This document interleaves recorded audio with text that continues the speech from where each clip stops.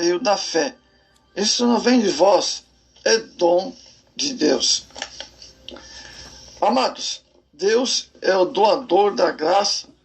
O salmista expressou o Senhor da graça e glória.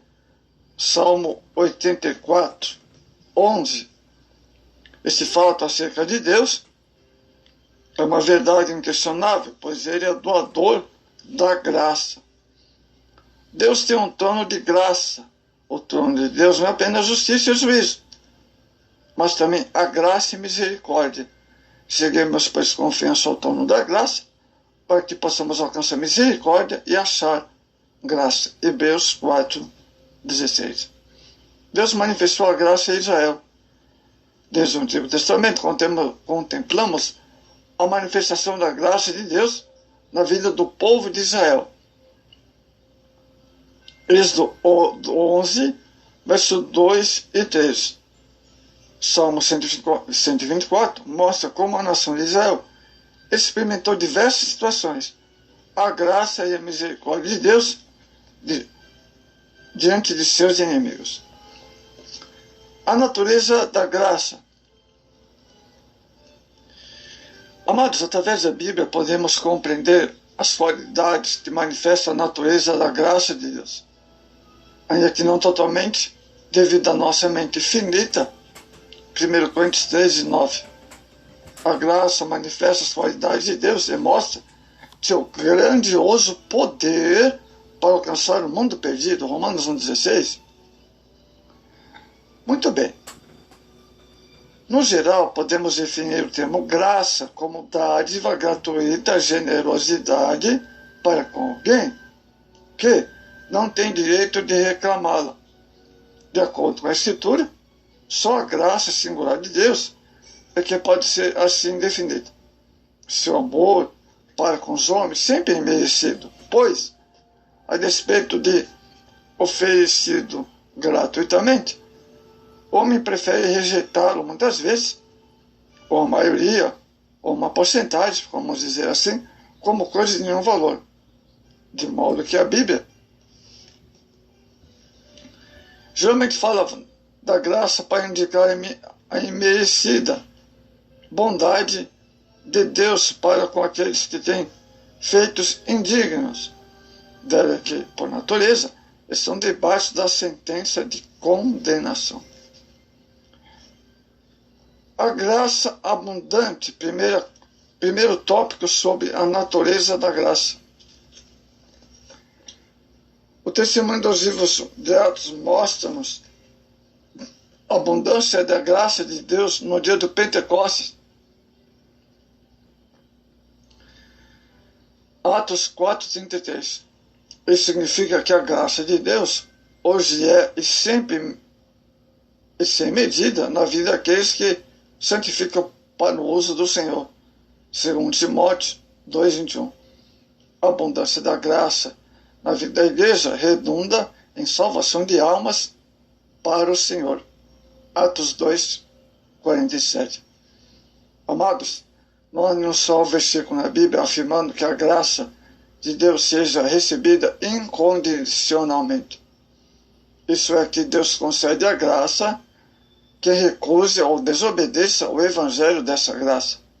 Se for assim como os humanistas querem que seja, então Deus seria obrigado a salvar todo mundo que quer não cresce. Obediência e desobediência quanto a receber o evangelho.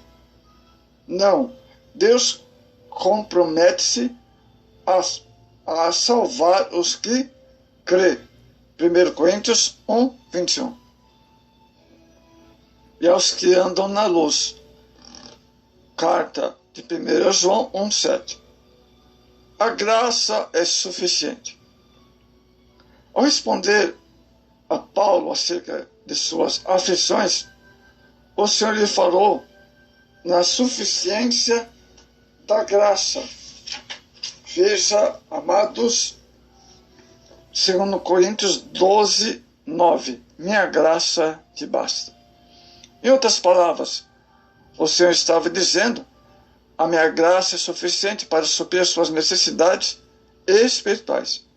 Ainda hoje, A graça é a resposta de Deus às necessidades dos homens que dele se aproximam pela fé.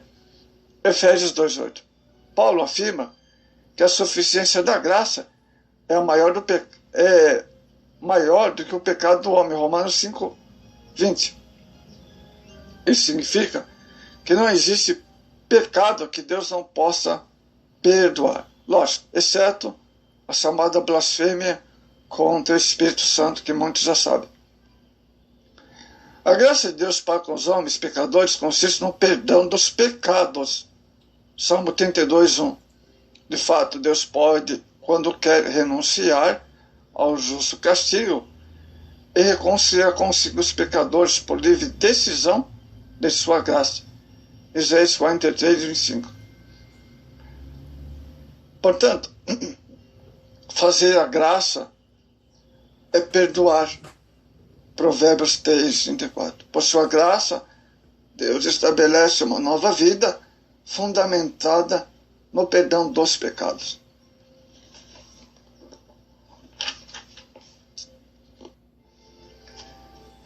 Amados, Jesus é a revelação da graça. A revelação de João acerca de Jesus, ele disse: a graça e a verdade vieram por Jesus Cristo. Evangelho de João 1:17. Até então o povo não conhecia a graça, apenas a lei, mas vindo Jesus, ele manifestou a graça, como disse o salmista Davi, no meio do Salmo 45, verso 1. Agora não estamos mais sujeitos à lei, mas sim debaixo da graça. Romanos 6:14. A graça divina resulta em benefícios da parte de Deus para com todos nós. Resulta em salvação, misericórdia, benevolência, livramento, paz, alegria. A graça revela a atitude, toda a benevolência de Deus para o transgressor de sua lei. Jesus, uma graça prometida. A promessa da graça de Deus foi feita desde o princípio, Gênesis 3:15, e anunciada em todo o tempo, Isaías 7:14, 9:6. Os profetas do Antigo Testamento anunciavam a manifestação da graça, que não era conhecida em sua plenitude, mas se manifestava através da bondade e misericórdia do Senhor. Somente através de Cristo podemos conhecer a plenitude dessa graça prometida. Evangelho de João 1:17. Jesus veio na plenitude dos tempos. A promessa divina sobre a manifestação pela graça, manifestação pela plena graça de Deus, aconteceu na plenitude dos tempos. Mas vindo a plenitude dos tempos, Deus enviou seu Filho. Gálatas 4:4. Deus esperou o momento certo, amados, para revelar seu Filho. A graça prometida através de um ato de justiça, Romanos 5:18, a fim de que salvar a todos. 1 Timóteo 2:4. Hoje podemos desfrutar dessa graça inefável e nos abrigar em Cristo. Colossenses 3:3. Que nos livra da ira vindoura. 1 Tessalonicenses 1:10. Jesus nos trouxe a graça de Deus.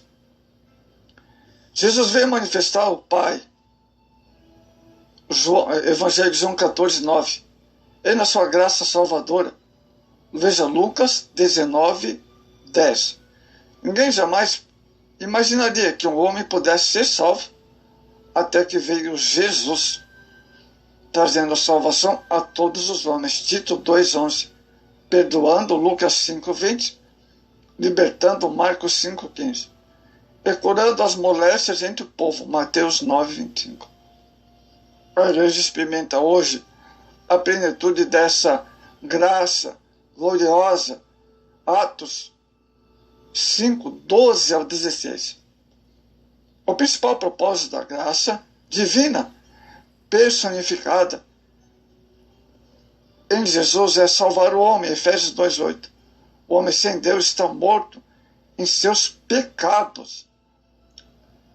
Efésios 2:5. Olha, o morto não pode ajudar em nada a sua própria ressurreição. Como em nosso nascimento físico, em nada podemos ajudar. Muitos de nós podemos ajudar em nosso segundo nascimento, o espiritual. Tudo é realizado pela graça de Deus, para que o homem não tenha que se gloriar. As bênçãos da graça, ela produz crescimento. A vida cristã é uma vida de crescimento em Cristo. Efésios 4:15. Por isso o apóstolo Paulo diz, segundo Pedro 3:18. A graça é o manancial de todas as bênçãos espirituais concedidas aos pecadores. Tito 2:11. No entanto, a Bíblia, com frequência, fala da graça de Deus salvadora. Outras vezes ele aparece com um sentido mais amplo. A graça de Deus tem o maior significado prático para os pecadores. Por isso a graça foi o caminho da redenção que abriu para o homem. Romanos 3:24. Por graça foi que Cristo selou a obra da redenção para todo mundo. Atos 14:3. Pela graça somos justificados. Romanos 3:24. Por graça fomos enriquecidos com os dons espirituais, os mais diversos. Tito 2:16. Por graça herdamos definitivamente a salvação. Efésios 2:8.